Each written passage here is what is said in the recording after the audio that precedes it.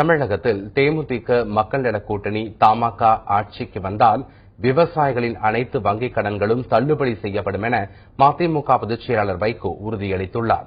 தூத்துக்குடி மாவட்டம் விளாத்திக்குளம் தொகுதியில் கூட்டணி கட்சி சார்பாக போட்டியிடும் வேட்பாளருக்கு வைகோ பிரச்சாரம் மேற்கொண்டார். அப்போது பேசிய அவர், விவசாயிகள் தங்களது விளைபொருட்களுக்கு உரிய விலை கிடைக்காததால் தற்கொலை செய்து கொள்ளும் நிலைக்கு தள்ளப்பட்டுள்ளதாக கூறினார். தங்கள் கூட்டணி ஆட்சிக்கு வந்தால் நதிநீர் இணைப்பு திட்டம் செயல்படுத்தப்படும் என்று கூறிய வைகோ, விவசாயிகளின் அனைத்து வங்கிக் கடன்களும் தள்ளுபடி செய்யப்படும் என்று உறுதியளித்தார்.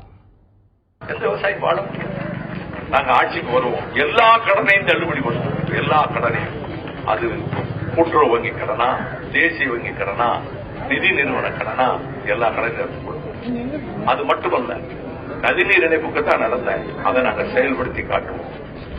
வேலையில்லா பட்டதாரி இளைஞர்களுக்கு மாதந்தோறும் நிவாரண நிதி கொடுப்போம்.